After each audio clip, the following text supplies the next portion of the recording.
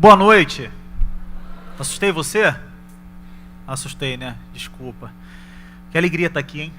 Que privilégio, fico feliz pela oportunidade e pretendo retribuir o carinho, o amor e a maneira como tão gentilmente estou sendo recebido nesse lugar, com algumas coisas que Deus tem colocado no meu coração, são algumas canções. Espero que elas encontrem ocasião na sua vida, na sua alma, e que todos nós saímos daqui com a certeza de que fomos visitados por Deus. Amém? Amém. Vamos lá.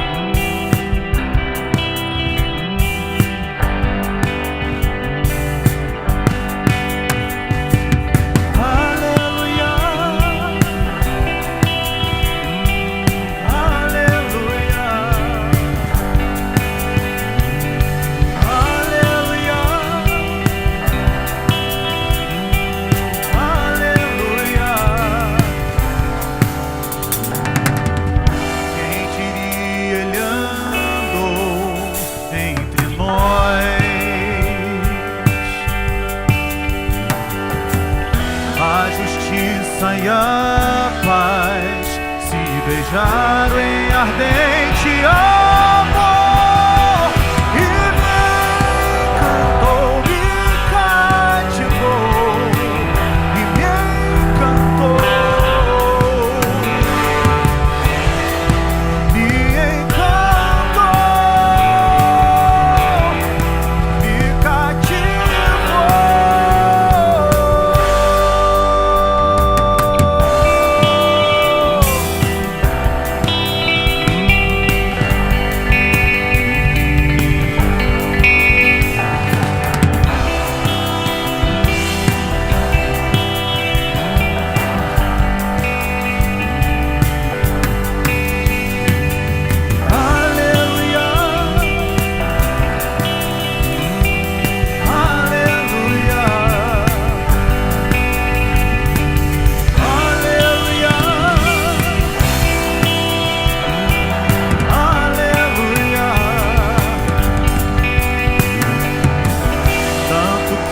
Desatou os meus nós, sem pudores magoou a justiça que pus em minhas mãos, e agora o que restou pra mim, e agora o que restou, não há barganhas a fazer, não há o que propor.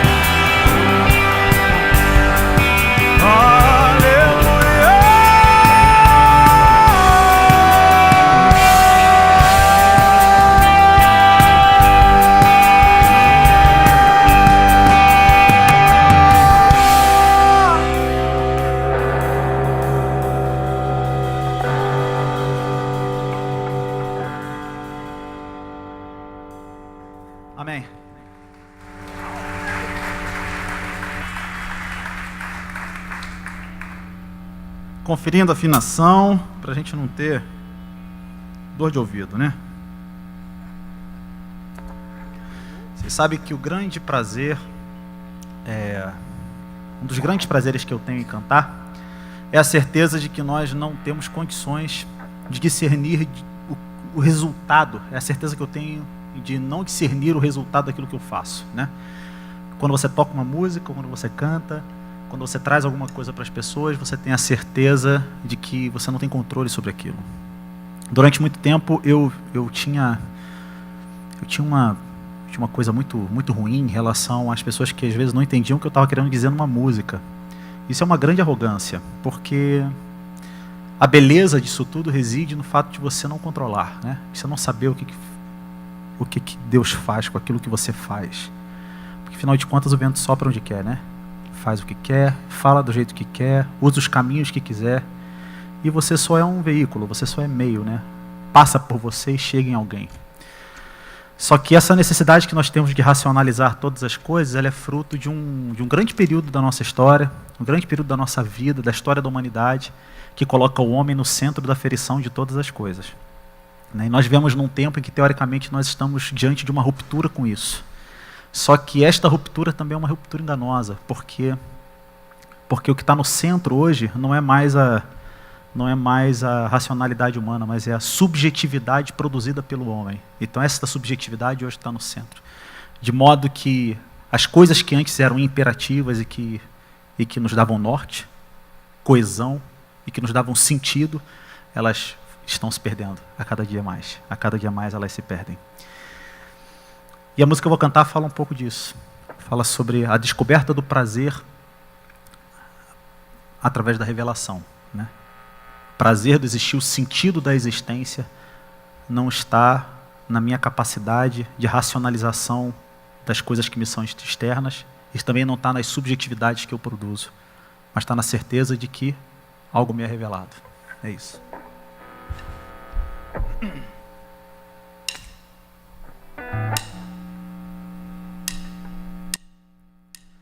Vou viver sem escolher um caminho pra seguir. Ergo as mãos pra agradecer tudo que não recebi.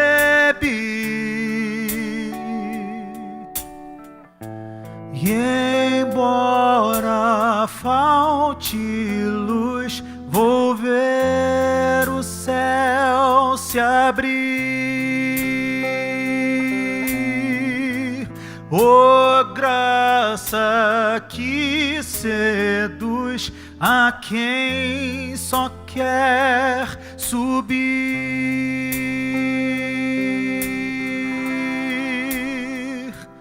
e viver para ver tua justiça e poder, o prazer do existir revelado no ser.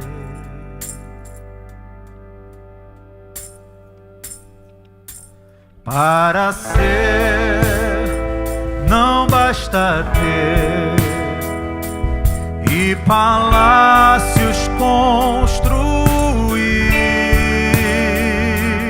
a poder para exercer, com espinhos pra ferir.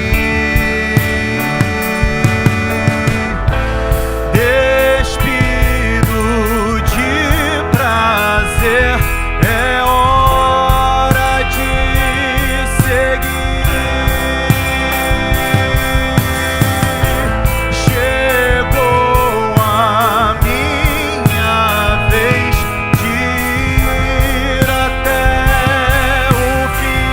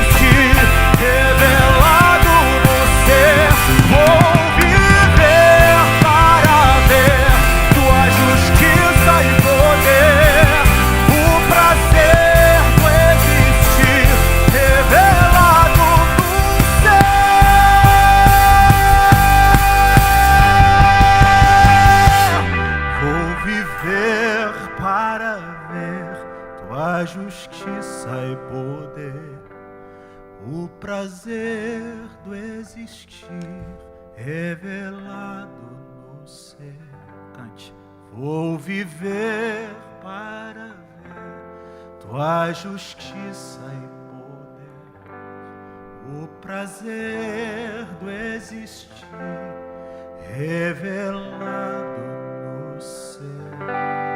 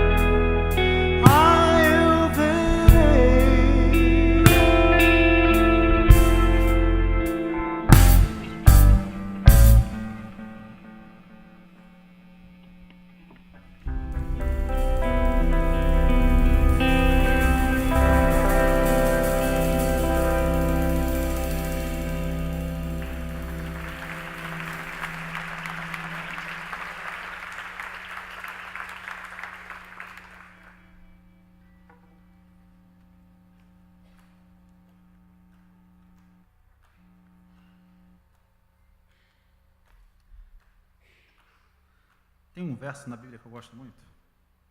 Em Eclesiastes 3:11, diz assim: tudo fez formoso em seu tempo, porém pôs no coração do homem a eternidade.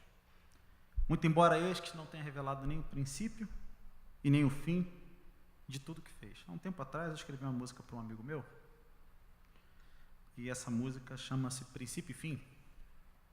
E essa música, de certa forma, ela é uma extensão dessa que eu vou cantar para vocês.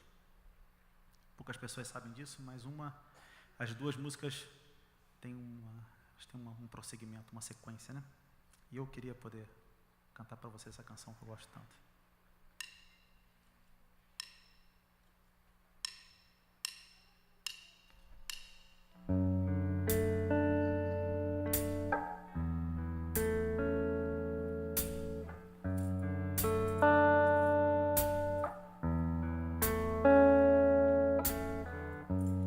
É que a gente sofre tanto por tudo que se desfaz.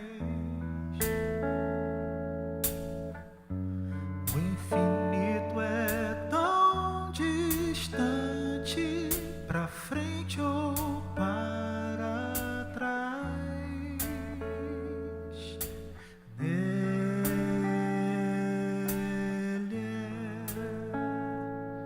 O tempo,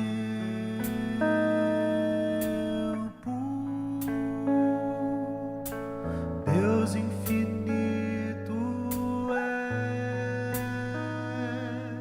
o dono de tudo, mas chegará o tempo em que eu não morrerei. Jamais, jamais, e o tempo me deixará em paz, em paz. O antes e o depois não existem mais.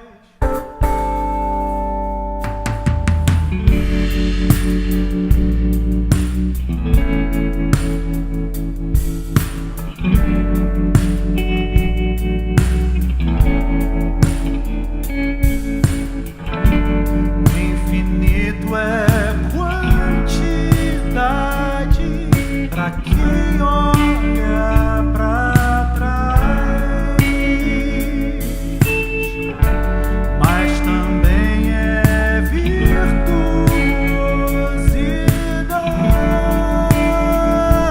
do Pai.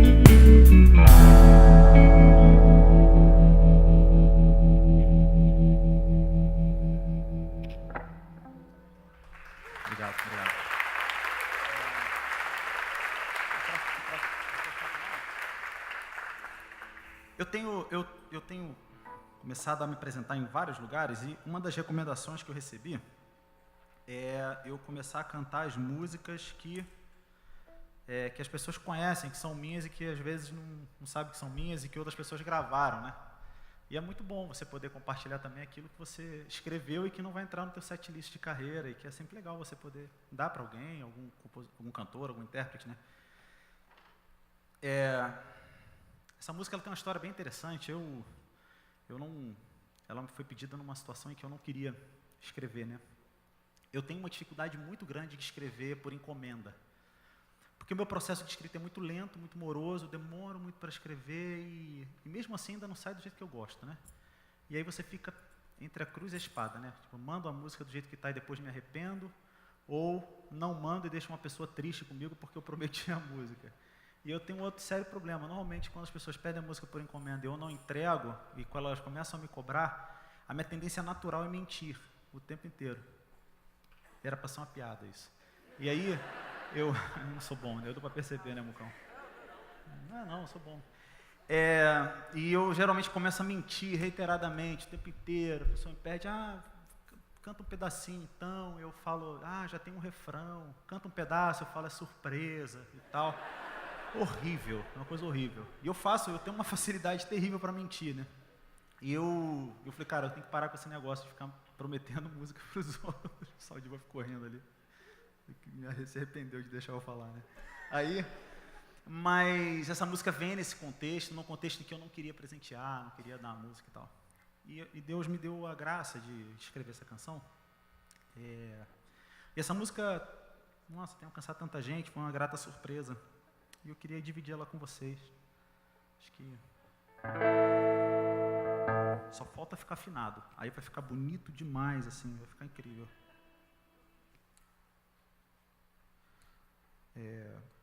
A culpa é do Dick, porque ele que fez a luthieria dessa guitarra, ela não está afinando. Eu queria aproveitar que a gente está nesse momento, eu queria apresentar os meninos que estão comigo aqui. Eu quero apresentar o Mucão, bateria. Uma salva de palmas para ele. Força, Os meninos são feinhos, mas são gente boa pra caramba. Aí, Eliseu, por favor. Eliseu. E mais conhecido como Dick, Felipe Dick, está me acompanhando hoje. Uma elegância de pessoa, gente fina demais, diferente dos outros rapazes.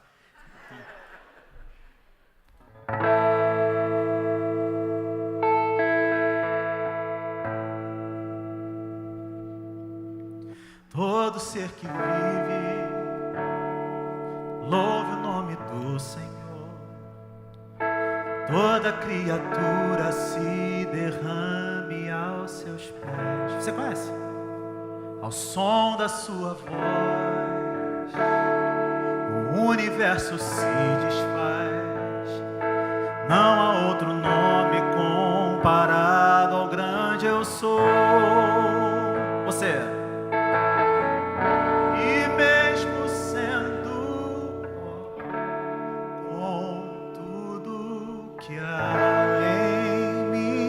Confessarei que céus e terra passarão, mas o teu nome é eterno. Todo joelho dobrará ao ouvir teu nome, teu santo nome. Todo ser confessará, louvado seja o teu nome, teu santo nome.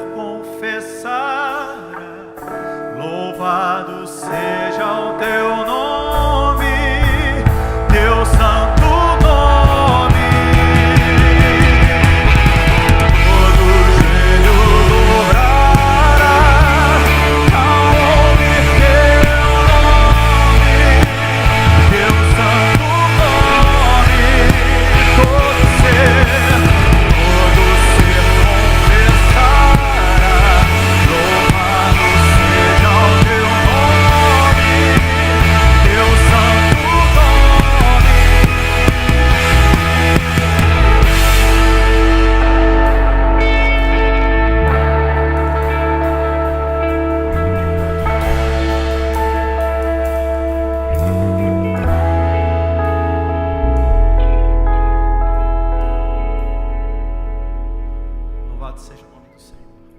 Louvado seja o nome do Senhor.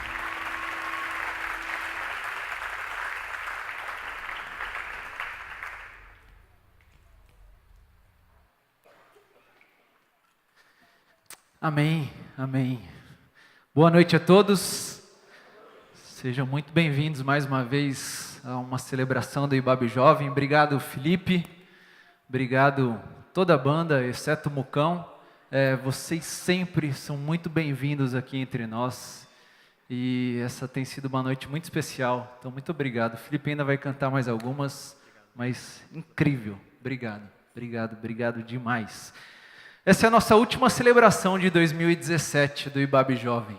Última celebração dessa nossa série Pontes, que nós caminhamos durante todo esse ano de 2007, tentando refletir, tentando praticar, tentando entender um pouco mais como não apenas pensar, mas como viver pontes a partir de nós. E sábado que vem nós não teremos, porque tem um feriado. No outro sábado, dia 25 de novembro, será o nosso encontro de encerramento, uma grande festa, onde todos vocês são convidados e convocados a participar, a convidar os seus amigos, familiares, dia 25 de novembro, às 19h30, aqui nesse auditório, com convidados especiais. Todos vocês serão muito bem-vindos. Mas como última celebração, como último encontro desse ano, é uma alegria receber o Felipe e todo esse time, e também é uma alegria ter a presença do nosso pastor Ed René, uma pessoa que nos abençoa estando aqui, mas não apenas aqui, e eu sempre digo que é uma pessoa que sempre nos joga nessas pontes, nos empurra, e não apenas empurra, mas vai à frente. Então, eu queria convidar o pastor Ed que vem aqui à frente. Peço que você receba com muita alegria. E sempre bom tê-lo aqui. Então, seja bem-vindo. Até porque a casa é sua, mas seja bem-vindo. Bem-vindo todo mundo, exceto o Mucão. Exceto o Mucão. É o Mucão. Valeu. Boa noite para todos, a graça e a paz de Jesus. É sempre bom mesmo estar aqui, falar sobre pontes, então, muito mais. Eu queria começar fazendo um exercício, para vocês me ajudarem. Pensa um gênio, assim, da história da humanidade. Gênio. Tipo, assim, padrão FIFA, não. Gênio padrão quem? Albert Einstein. Tipo, fora Einstein. Mucão. Gênio Mucão. Quem mais? Pensa aí um gênio.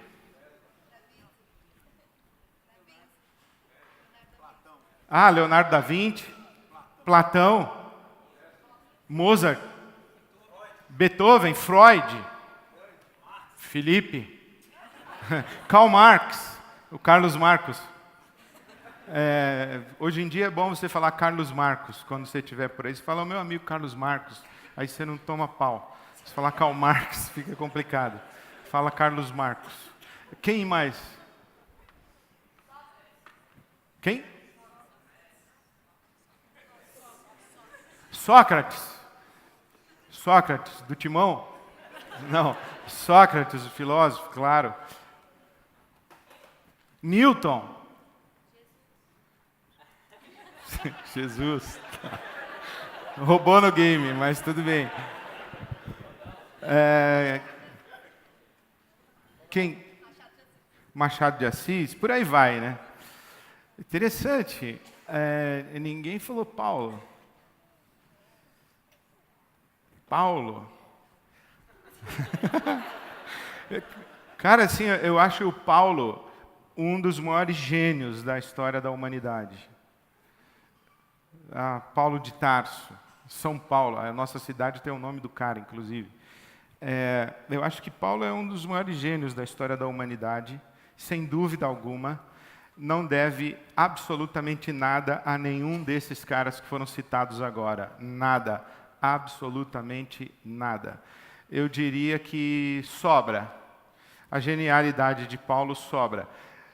talvez a gente possa dizer assim, pô, mas o cara era genial, mas ele recebeu revelação do Espírito Santo. Beleza, mas o Espírito Santo, para se revelar da maneira como se revelou através do apóstolo Paulo, o Paulo tinha que ter alguma coisa.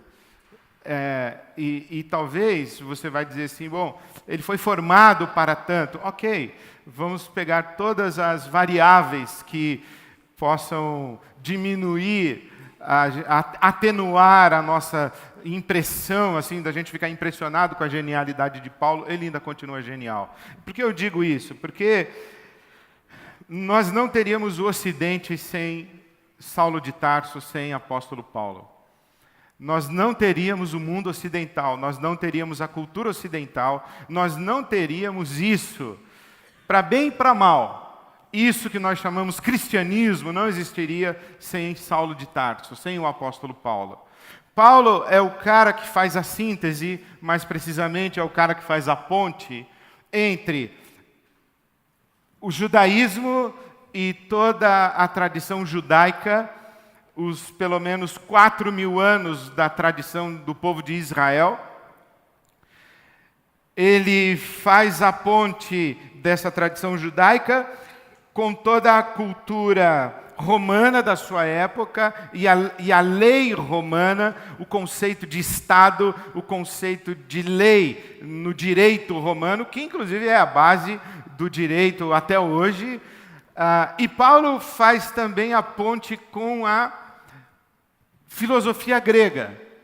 Paulo dialogou em igual condição com todos os filósofos do seu tempo e era um cara que certamente conhecia Sócrates, Platão, seus discípulos e tudo mais. Paulo fez a ponte entre o mundo judaico, o mundo grego, o mundo romano. É muito interessante quando você pega Atos capítulos 22 e 23, mostra que Paulo está chegando em Jerusalém depois de tocar um horror geral. Paulo toca um horror geral como? Desde o capítulo 9 do livro de Atos dos Apóstolos, a história de Atos dos Apóstolos é Paulo e seus companheiros, as viagens missionárias de Paulo, as igrejas que Paulo plantou. Ele sai plantando igrejas, ele volta para confirmar as igrejas, ele estrutura as igrejas, ele elege liderança nas igrejas, depois ele manda epístolas para todas as igrejas, ele orienta doutrinariamente, organizacionalmente, ele orienta espiritualmente essas comunidades, e são essas comunidades e essas comunidades cristãs espalhadas que penetram o Império Romano, e os historiadores depois vão dizer que foram os cristãos que comeram pela base o Império Romano. A estrutura romana imperialista daquela época vem a ruir por causa do cristianismo, o cristianismo que é traduzido pela mente, pelo coração, pela vida desse cara que nós conhecemos como apóstolo Paulo. Isso é tão forte que o imperador romano, ele se vê na seguinte situação: ou ele se converte ao cristianismo, ou o cristianismo atropela o Império Romano. Eu não acho que isso é um exagero, a conversão de Constantino, lá pelo 300 e pouco da era cristã. Eu não sei se é uma conversão genuína ou se é um golpe mais de um imperador querendo se perpetuar no poder, e ele adere a essa força que está comendo pelas bordas e solapando as bases do seu império, e isso tudo tem Paulo por trás. É muito bonito quando você vê ali, depois que Paulo toca o horror geral, tanto na Palestina de então, em Jerusalém, entre os judeus, depois ele, nas suas viagens, vai para a Ásia e chega em Roma para ser julgado. O cara é levado em Roma, ele apela para falar com o imperador, e ele vai levado para Roma para ser julgado. Mas os capítulos 22 e 23 de Atos é muito legal, porque ele chega em Jerusalém e ele é capturado pelos líderes judaicos. E aí, quando ele vai falar com os líderes judaicos, os caras começam a bater nele, bate sem escrúpulo algum, bate com vontade. Aí chegam os soldados romanos, e os soldados romanos prendem o Paulo e vão levá-lo para a fortaleza de Antônia. Quando ele está a caminho da fortaleza, ele fala com o soldado, e o soldado fala para ele fala assim: pô, deixa eu falar com os caras aí, deixa eu me explicar melhor. Agora, porque o Paulo estava apanhando geral. Aí o soldado romano tira ele do meio da multidão, leva para a fortaleza de Antônia. Aí quando ele chega na escadaria, que ele já está seguro, já está meio a salvo, ele vira para o soldado romano e diz assim: pô, deixa eu falar com os caras. Quero falar para eles. E o soldado vira para ele e fala: você fala grego? E fica espantado que Paulo fala grego. Aí ele fala: claro que eu falo grego. Tipo, é óbvio que eu falo grego, porque eu cresci em Tarso. Eu cresci aos pés de Gamaliel. Pensa um gênio grego da época, pensa uma cultura grega viva da época, é Tarso. É ali que Saulo cresce, é Saulo de Tarso, depois vira Paulo. Então ele fala em grego, aí os caras se surpreendem que ele fala grego. E na hora que ele vai falar com os caras que estavam batendo nele, toda a multidão judaica ali, o sinédrio, os caras, e ele começa a falar, ele manda um aramaico da escada. E quando ele fala em aramaico, todo mundo fica em silêncio e fala: pô, o cara fala aramaico. Aramaico era a língua que era tipo... não era hebraico. Hebraico o pessoal falava, mas o aramaico era da raiz mesmo, hebraico raiz, assim, tipo. Então o Paulo manda um hebraico, manda um aramaico, que era, por exemplo, a língua que Jesus falava com seus discípulos. Muito provavelmente Jesus ensinou o Pai Nosso em aramaico. Jesus pregou boa parte do Sermão do Monte, quando você pega os aforismos de Jesus, o que a mão direita dá, a esquerda não deve saber, e vice-versa e tal. Dai a César o que é de César, a Deus o que é de Deus. Quando Jesus manda as suas frases assim de efeito, ele manda quase tudo em aramaico. E o sermão do Pai, a oração do Pai Nosso, muito provavelmente é aramaico. Aí o Paulo lá da escadaria manda um aramaico. Aí os caras do Sinédrio, o tribunal religioso judaico, segura a onda. Aí ele fala, e a turma manda pedra para cima dele, ninguém quer saber de nada. Aí os soldados recolhem o Paulo e vão prendê-lo na fortaleza de Antônia. Aí ele vira para o soldado e diz assim: parou? É possível prender um cidadão romano antes de ser julgado? Aí o soldado fala: pô, tu é cidadão romano? Eu paguei muito para adquirir o meu direito de cidadania romana. Ele falou: eu tenho por direito de nascimento mesmo. Eu nasci. Eu não estou entendendo direito. Tu é grego, tu é judeu ou tu é romano? Ele falou: então, estou aí. Sou isso aí. E eu quero falar com o imperador porque eu tenho direito de apelar. Eu quero ser julgado pelo Supremo. É mais ou menos isso que ele manda, e ele vai para Roma para ser julgado. Então Paulo, ele está nesse...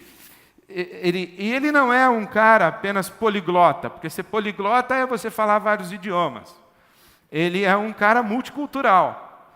Porque quando você lê o Novo Testamento e as epístolas de Paulo, ele não apenas escreve em grego, e não apenas escreve em aramaico.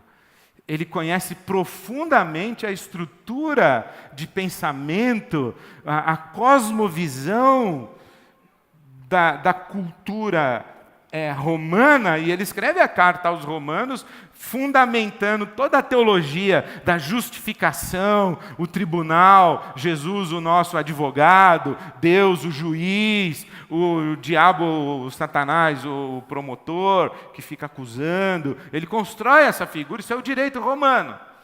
Ele conhece essa mentalidade. Mas quando ele está, por exemplo, lá em Atenas ele manda os poetas gregos, ele cita os poetas gregos. Ele já não está mais dentro da cultura romana, ele está com os gregos, e ele cita fluentemente os poetas. Ele discute nas suas cartas com as escolas filosóficas gregas, os epicuristas, ele discute com os agnósticos, e com os gnósticos de sua época. Então o cara manja de filosofia, ele entende essa dualidade do platonismo, corpo, espírito, o homem natural, o homem espiritual, as coisas da terra e as coisas do céu. Isso é linguagem platônica. O cara manja de filosofia. Ao mesmo tempo, quando ele é chamado a se explicar no Sinédrio, ele diz assim, pô, eu sou da tribo de Benjamim. A tribo de Benjamim é uma das duas remanescentes. Quando divide o reino, Absalão e Roboão, depois da morte de Salomão, 10 tribos vão embora. Com Absalão não, Roboão e Jeroboão. 10 tribos vão embora com Jeroboão e ficam 2, Judá e Benjamim, no sul. E Jesus é o leão da tribo de Judá. Saulo de Tarso é da tribo de Benjamim. A tribo de Benjamim era tão fera que a formação de guerra de Israel era em triângulo, assim, eles iam em triângulo. E a primeira tribo que ia na ponta do triângulo era a tribo de Benjamim. E o grito de guerra de Israel no campo de batalha era: atrás de Benjamim, ó Israel. Então, quando o cara diz assim, eu sou da tribo de Benjamim, ele está colocando na mesa uma carta bem pesada. Aí ele diz assim, eu sou fariseu. Pensa um grupo judeu, religioso, ortodoxo e radical. Fariseu. Segundo a lei, sou fariseu. Então, eu sou da tribo de Benjamim, sou fariseu. Pensa um cara que é judeu pra cacete. Então, sou eu. Mas, ao mesmo tempo, eu sou romano também. Mas, ao mesmo tempo, eu sou grego também. É esse cara, o Paulo, que constrói isso que nós hoje chamamos de cristianismo. E é um cara que fez todas essas pontes. E isso é um grande desafio para nós. E nos tempos em que nós estamos vivendo, esse é um grande desafio. Porque não dá para você fazer ponte conhecendo um mundo só. Você vai se machucar e você vai se perder. Que eu acho que é o que está acontecendo hoje. A turma não está fazendo ponte, está atravessando ponte para tocar o horror do outro lado. Por quê? Porque não entende nada do que está acontecendo do outro lado. Eu posso sair aqui do meu mundo e tocar o horror do outro lado. Porque eu conheço o meu mundo, mas eu não conheço nada desse mundo. Eu saio do mundo judeu, judaico, e venho para o mundo romano, taco fogo em Roma. Por quê? Porque eu não sei o que é Roma. Eu não sei encontrar em Roma os pontos de diálogo. Eu não sei encontrar em Roma as referências comuns. Eu não sei encontrar em Roma beleza. Eu não sei encontrar em Roma ternura. Eu não sei encontrar em Roma inteligência. Eu não sei encontrar em Roma a graça comum. Esse pensamento de Santo Agostinho, da graça especial e a graça comum. Santo Agostinho dizia que Deus derramou a graça comum. Essa é a ideia de Santo Agostinho, eu não acredito nisso não. Mas ele fala assim, que o sol nasce sobre justos e injustos, a chuva cai sobre justos e injustos, é que tem uma graça comum. Então tem o cara que é do demônio, mas ele é um neurocirurgião sensacional. O Santo Agostinho diria, é do demônio, vai para o inferno, mas é um neurocirurgião legal, é a graça comum. A graça comum é o que está sobre todos os homens indistintamente.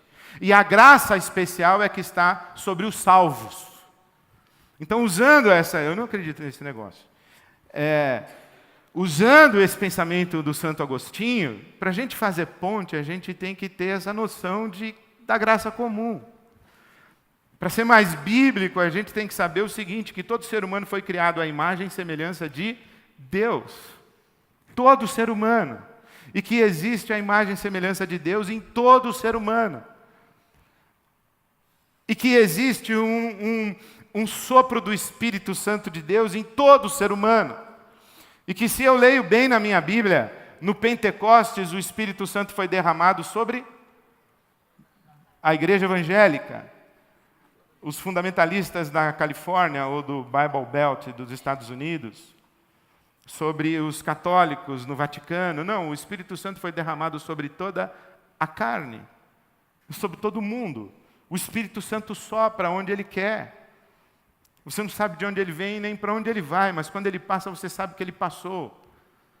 E onde você encontrar bondade, onde você encontrar beleza, onde você encontrar generosidade, onde você encontrar amor, onde você encontrar dignidade humana, onde você encontrar gente defendendo a vida, pode ter certeza que essa gente está soprada pelo Espírito Santo de Deus, porque o inferno não sopra isso. O diabo vem para roubar, matar e destruir. É só o Espírito Santo de Deus que vem para soprar a vida.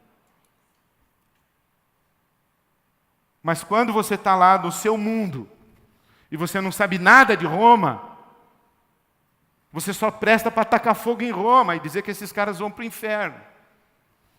Você não faz uma ponte para estabelecer contato. Você não faz uma ponte para estabelecer diálogo. Você não faz uma ponte para estabelecer troca. Você não faz uma ponte para convidá-los para vir também ao seu mundo.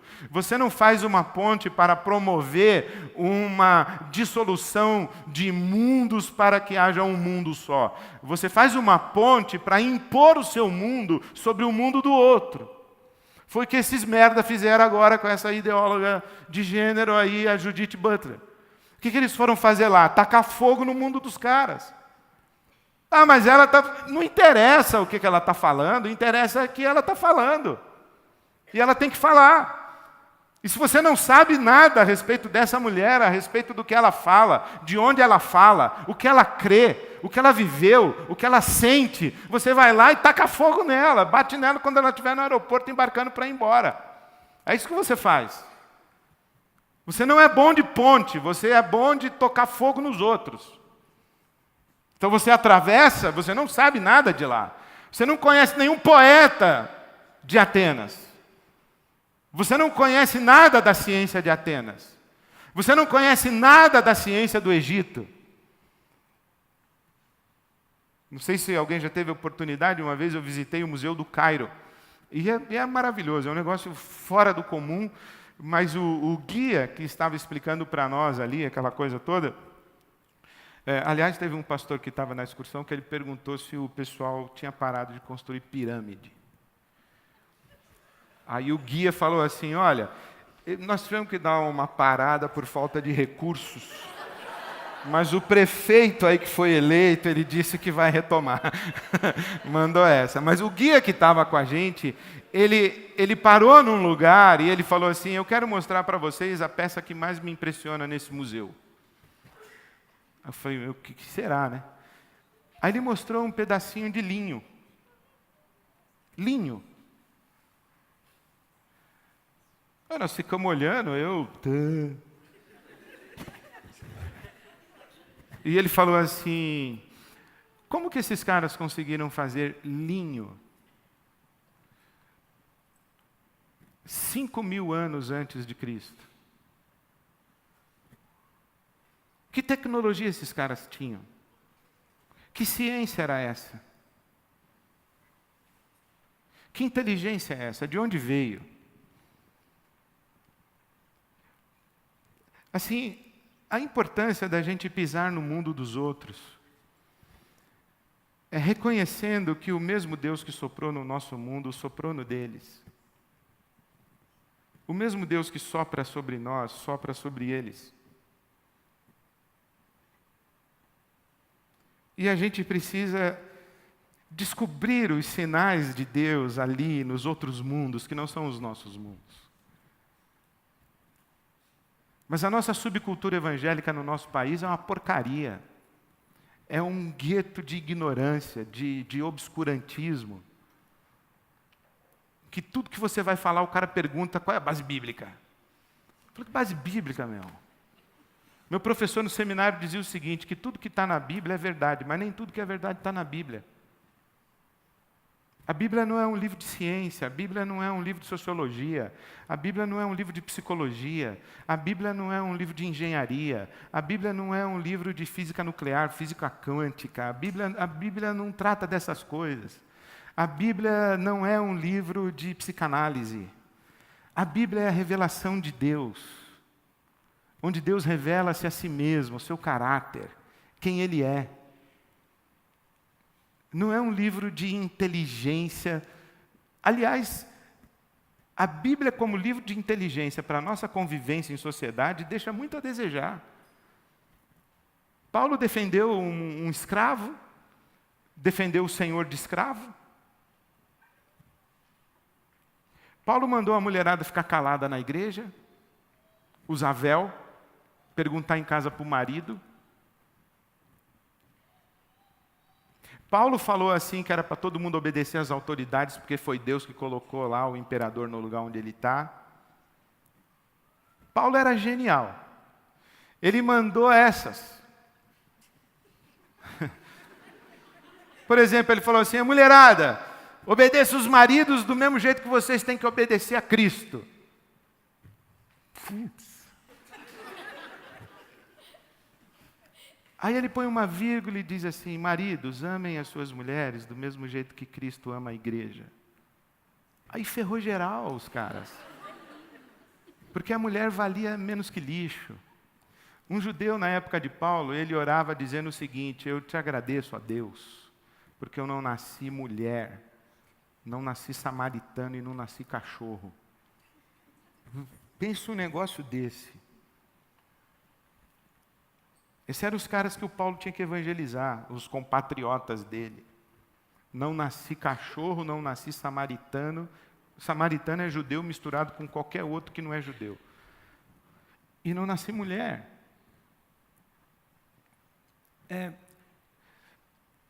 Mas o Paulo diz: vocês homens têm que amar as mulheres como Cristo amou a igreja. Gênio. Mulherada, fica quieta. Pergunta em casa. Na igreja todo mundo calada. Os homens, aí, todo mundo ouviu?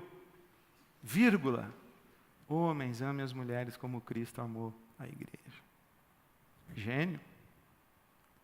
Paulo, Onésimo, um escravo fugitivo, se converte na cadeia ali com Paulo. Aí o Paulo diz assim: Onésimo, o que tu fazia antes de chegar aqui? Tu foi preso por causa do quê? Ele falou: eu sou um escravo fugitivo. Fugiu de onde? Fugi lá da fazenda de um camarada lá, não é muito longe daqui, tu não conhece não. Falei: como é o nome dele? Filemão, meu brother. Meu brother. Vou fazer o seguinte, eu vou escrever uma carta para ele, quando tu sair da cadeia, você se entrega para ele. Vai lá e diz que você fugiu, que você está se entregando. O Onésimo olhou para o Paulo e falou assim: você é louco, porque o cara vai me matar, escravo fugitivo é penalizado com morte. O Paulo diz: vem na minha. Manda uma carta para o Filemão, diz assim: Filemão, aí está o Onésimo, teu escravo fugitivo. Tipo, está aí a tua propriedade de volta. Vírgula. Convertido. Nosso irmão.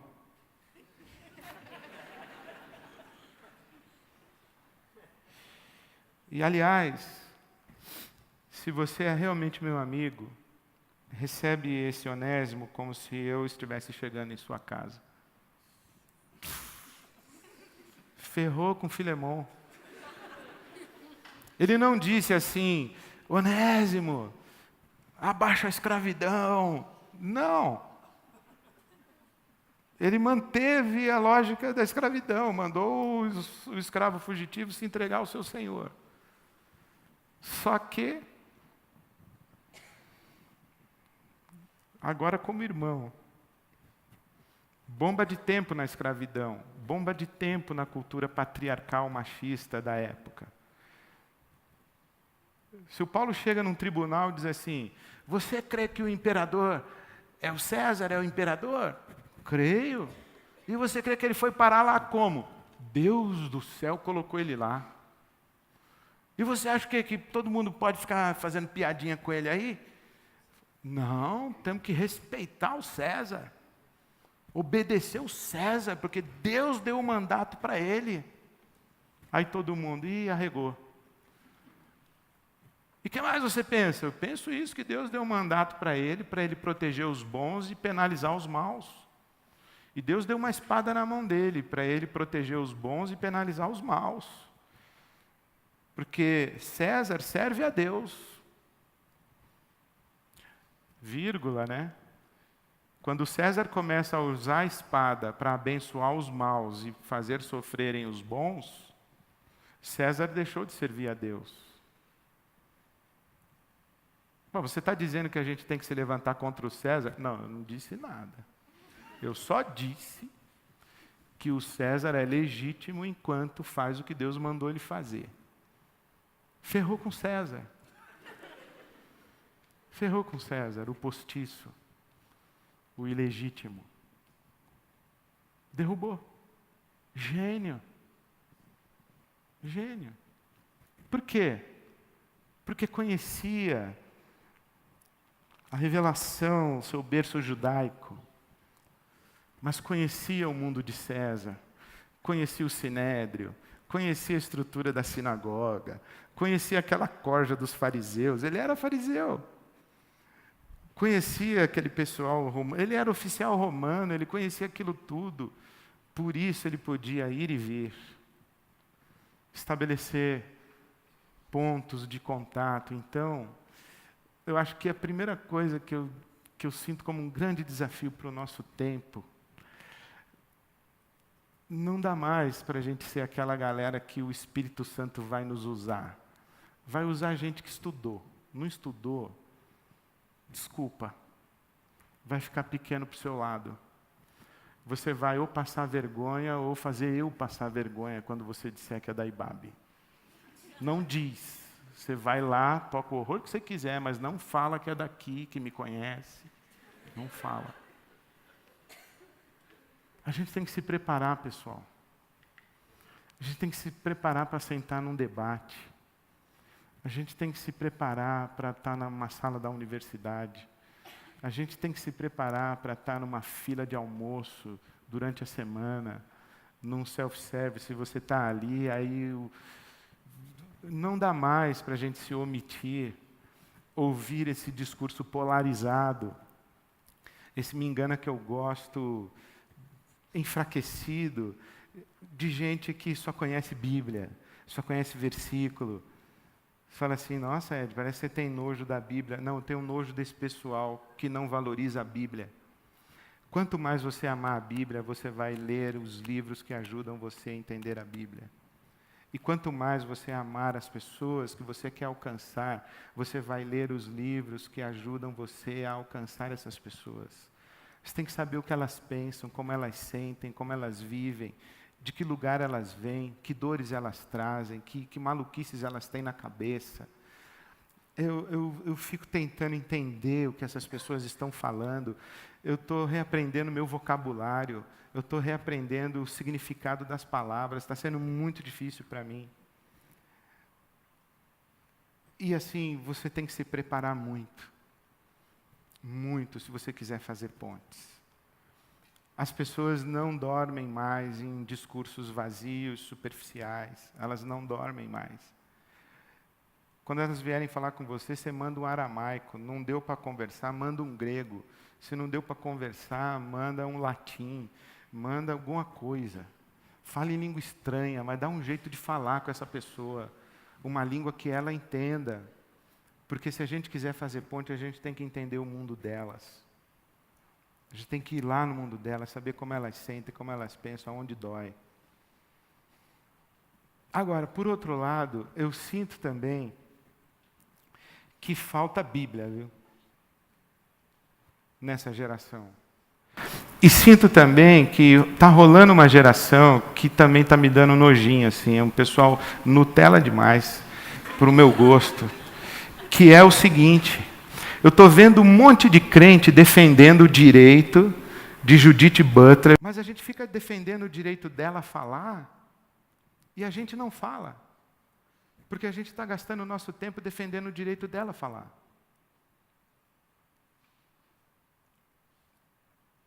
Esse pessoal da ideologia de gênero está falando. E tem muita gente falando muita bobagem. Tem muita gente falando de dentro da sua dor e da sua angústia. Tem muita gente falando o que a gente precisa ouvir para reposicionar o nosso coração e o nosso entendimento a respeito da questão de gênero. Mas tem muita gente falando bobagem. E a gente gasta muito tempo defendendo o direito de gente falar bobagem e a gente não sabe o que falar. Essa polarização política do nosso país, assim, você gosta de Bolsonaro, você gosta de Temer, você gosta de Lula, você gosta de Marina, gosta de... Quem que você gosta? De Alckmin? Eu não sei lá de quem você gosta. A questão não é mais isso no nosso país. Isso está todo mundo vendido. A questão do nosso país são os valores que nós vamos defender. Porque não dá para fazer ponte se você não sabe de onde você sai. Se você não tem sua identidade, você não pode dialogar. Porque você não sabe o que você crê, você não sabe o que você pensa. Você só fica aí defendendo o direito de todo mundo falar. Mas qual é a sua voz? Quando é que você vai dizer, parou também, porque eu tenho o direito de falar também. Eu sou crente. Eu sou de Jesus. Eu creio na Bíblia. Ou não crê mais, aí beleza. Ou não é mais de Jesus, é filósofo, é ativista político, é militante social, é fazedor de ponte. A gente precisa ter a nossa voz. Qual é a nossa voz? Qual é o nosso conteúdo? Qual é a nossa crítica? Como é que a gente coloca a bomba de tempo lá fora? E diz assim, eu entendo o que você está dizendo aqui. E eu olho para trás na história da igreja, eu olho para trás na estrutura de poder da minha comunidade, eu olho para trás e eu vejo, a minha comunidade é sim homofóbica, a minha comunidade é sim machista, a minha comunidade é sim hierárquica, não é democrática, não tem expressão, a minha sociedade, a minha comunidade evangélica, ela é sim uma sociedade de classes reproduzida. Eu olho para trás e eu enxergo tudo isso, mas espera um pouquinho. Espera só um pouquinho, que eu olho também para a minha comunidade evangélica e a minha cultura evangélica e eu vejo um monte de coisa que você não vê. E eu vejo muita beleza que você não vê. A igreja evangélica de verdade não é essa porcaria que está na televisão. Não é esse pessoal que está na mídia. A igreja evangélica de verdade está na periferia. A igreja evangélica de verdade está nas comunidades. A igreja evangélica de verdade não aparece. Ela é anônima. Quem aparece é essa gente midiática, isso tudo é vendido, joga isso tudo fora. Joga isso tudo fora. E vai ver a beleza. Talvez a gente hoje precise fazer ponte com a igreja. Imagina, eu vim aqui, ao invés de dizer para a igreja fazer ponte com o mundo, eu tenho que dizer que chegou um momento em que nós temos que fazer ponte com a própria igreja, porque nós não conhecemos mais a igreja. Nós não conhecemos mais a cultura da nossa igreja. Nós não conhecemos mais a doutrina da nossa igreja. Nós não conhecemos mais a palavra de Deus que fundamenta a nossa igreja. É outra ponte que a gente tem que fazer. Por isso eu escolhi para terminar essa fala do gênio. O gênio, Paulo, que mandava em vários idiomas, era um cara multicultural. O gênio, Paulo, que pavimentou o que nós chamamos de cultura ocidental. O gênio, Paulo, que minou as bases do império como o Império Romano. O gênio Paulo que escreveu metade do livro que você chama Novo Testamento. O gênio Paulo. Esse gênio escreveu o seguinte: irmãos, quando estive entre vocês, não fui com um discurso eloquente, nem com muita sabedoria para lhes proclamar o mistério de Deus, pois decidi nada saber entre vocês, a não ser Jesus Cristo e Jesus Cristo crucificado. E foi com fraqueza, temor e com muito tremor que estive entre vocês. Minha mensagem e minha pregação não consistiram em palavras persuasivas de sabedoria. Olha o gênio. Minha mensagem, minha proclamação, a minha pregação não consistiram em palavras persuasivas de sabedoria, mas consistiram em demonstração do poder do Espírito Santo, para que a fé que vocês têm não se baseasse na sabedoria humana, mas no poder de Deus. E o poder de Deus não é midiático. O poder de Deus não é poder de palco. O poder de Deus não é um poder da oratória. O poder de Deus é da transformação da vida. Sabe o que eu quero saber? Como é que você se reconcilia com a pessoa que não te acudiu? Cadê o Felipe? Eu vou ver como é que é a música que você cantou. Gente que não me acudiu. Gente que me feriu e não me acudiu quando eu chorei. A questão é, como é que a gente vai virar outra face para essa gente? O poder de Deus vai se mostrar aí. Nós não somos poderosos e ousados quando a gente vai fazer grito de guerra contra os filhos de Satanás. O poder do Espírito Santo se revela em nós, na nossa capacidade de virar outra face, de amar o inimigo, de perdoar a quem nos fez o mal, de pagar o mal com o bem, de dar a capa, dar a túnica, de ser generoso com o romano, com o grego e com o judeu. Por quê? Porque nós estamos fora desse jogo de ser romano, ser judeu, ser grego, ser brasileiro, ser de esquerda, ser chinês, ser de direita, ser batista, ser presbiteriano, ser cristão, ser muçulmano. Nós temos que sair fora disso. Nós temos que estar em Cristo. Paulo, você é judeu, é grego, é romano, você é o quê? Cara, você já me ouviu falar? Tudo que eu sei é sobre Cristo e esse crucificado. É tudo que eu sei.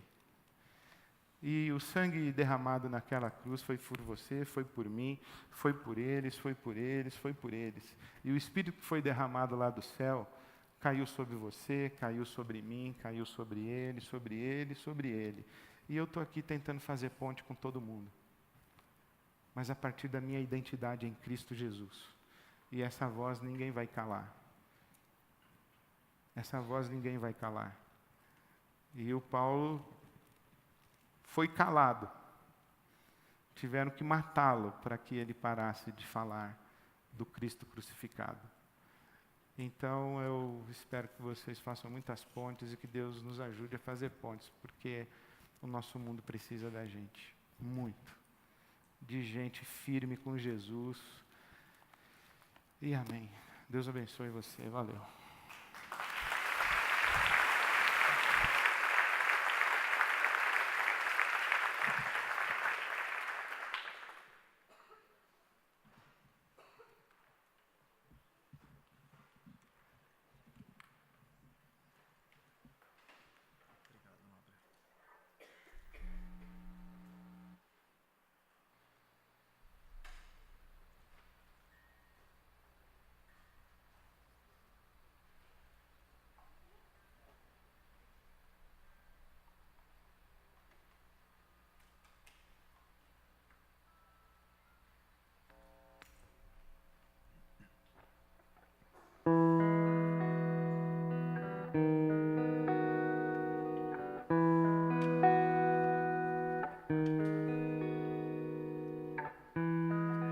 Penso que não habitas mais em templos feitos por minhas mãos.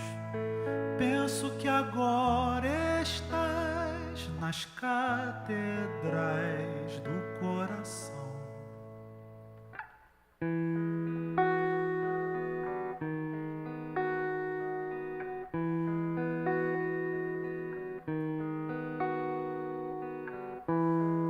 Certo é que assentado estás à mão direita de Adonai. És Deus de Abraão, acima da religião. Amém. Amém.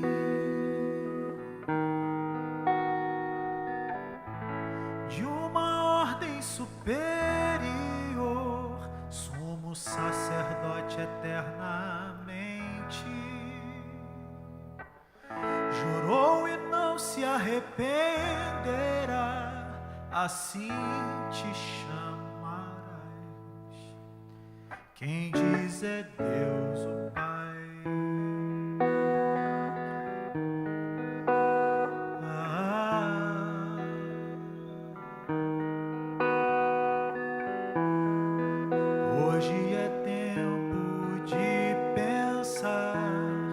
estamos tão longe de aceitar.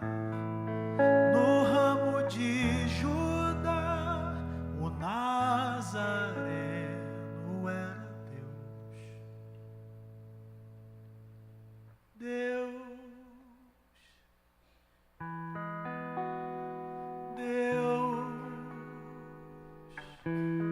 É um com Deus de uma ordem superior, sumo sacerdote eternamente. Jurou e não se arrependerá, assim te chamará. De uma ordem superior,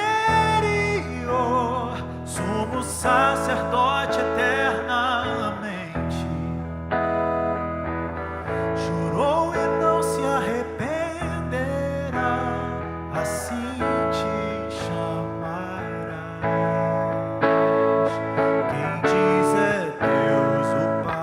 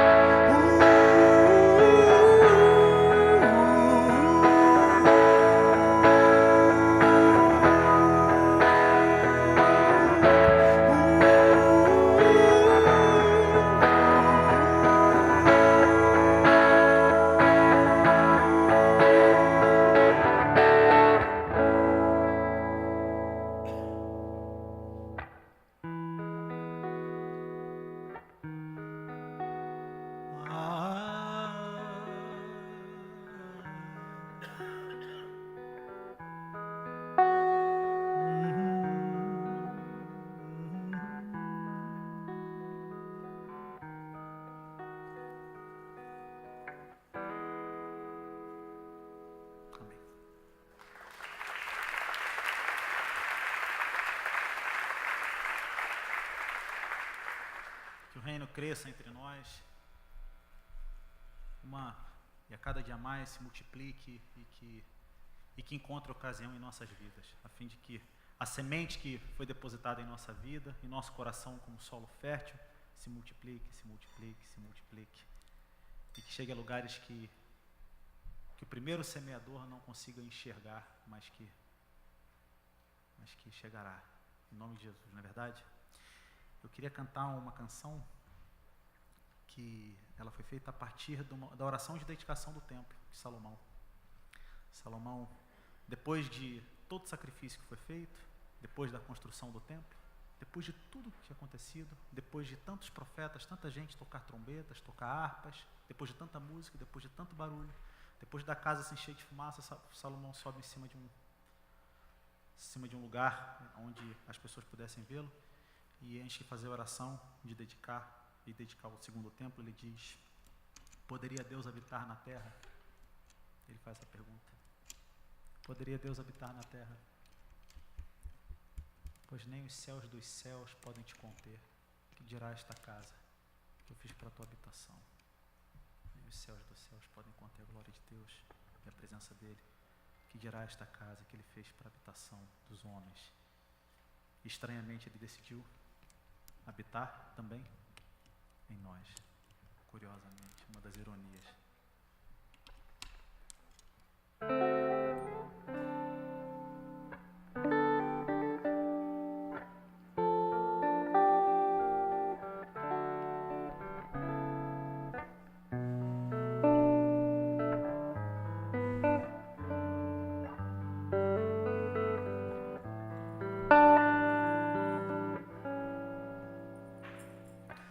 Longe daqui, em algum lugar, está tua habitação, e eu só me lembro dos teus versos gravados em meu coração. Perto de mim, onde posso achar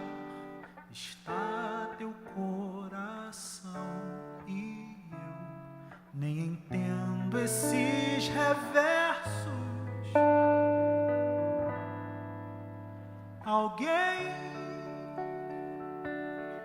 que não cabe no céu dos céus pediu para habitar em meu coração. Mas se o reino pode até caber na palma da mão, feito grão, e crescer.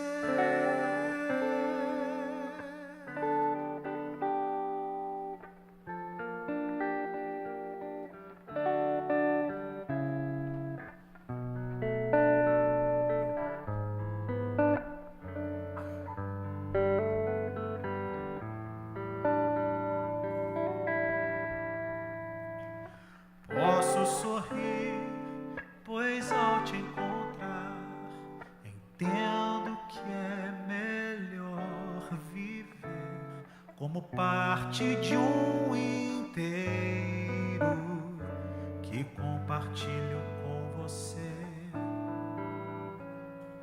E quando só é fácil sentir a tua proteção aqui, mas não posso discernir alguém que não cabe no céu dos céus pediu para habitar em meu coração. Alguém que não cabe no céu dos céus pediu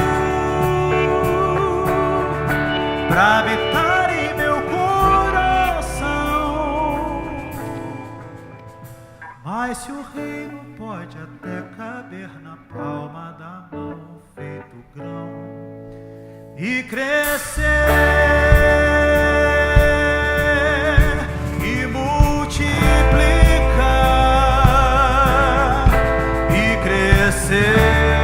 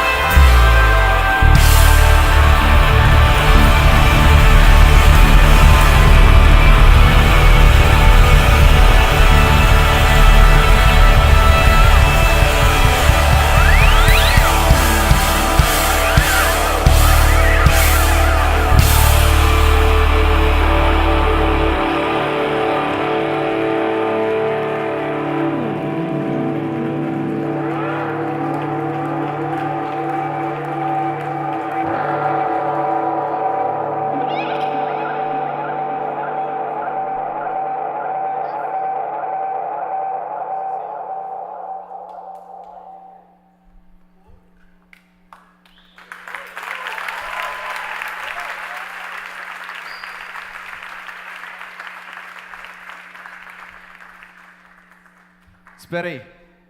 Tenho 3 avisos. 3 avisos. Primeiro, dia 25 de novembro. Não esqueça de anotar na sua agenda. Dia 25 de novembro. Sábado será o nosso encerramento de 2017. E você é nosso convidado.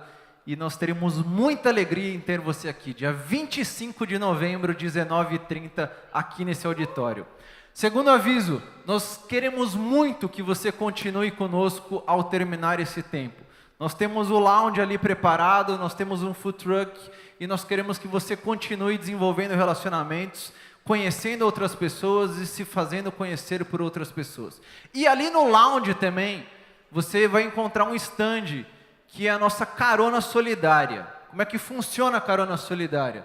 Agora é noite, 9h15 da noite, e algumas pessoas vieram de metrô, e nós queremos oferecer para você que veio de metrô, uma carona pelo menos até a Barra Funda.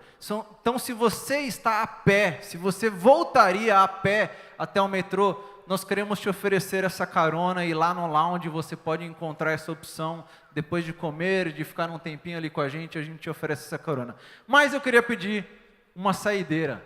Rola? Rola? De boa? Então, queria agradecer mais uma vez, Felipe Valente, toda a banda, inclusive agora o Mucão. Queria agradecer também o pastor Ed mais uma vez. Incrível, que noite especial, que noite completa. E que Deus nos abençoe, que Deus te abençoe e que nós possamos continuar a construção de pontes para todos os lados, inclusive para dentro da igreja. Sábado, dia 25, eu espero você aqui. Felipe, obrigado. Deus te abençoe. É nóis.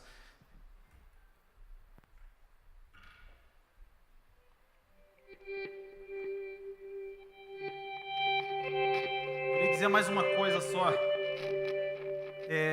Eu queria dizer que muitos amigos meus vinham aqui e falavam que aqui era muito legal. E sempre falavam de mim aqui. Eu acho que isso estragava um pouco, né? Eu falava de mim e veio me queimar. Mas eu sempre tive vontade de vir aqui, sempre foi uma coisa assim muito forte dentro de mim. Pastor, muitas vezes eu vim aqui, sentei aqui no meio dessa congregação e assisti você falar e fui abençoado pela palavra, por aquilo que você disse. Você tem me pastoreado à distância pela internet. Antes de vir aqui eu já ouvia você pela internet bastante, li coisas que você escreveu e eu estar aqui nesse dia podendo tocar para vocês, para mim é uma coisa muito legal, assim, é uma realização, de verdade. E eu me sinto muito feliz de ter passado pelo crivo da IBAB, né? O pessoal fala, não é qualquer... O Thiago Grulha, que vai me ajudar, falou assim, não é qualquer um que toca lá não, hein, bicho, você se comporta. Eu falei, não, pode deixar que eu vou fazer tudo certinho para me chamarem de novo.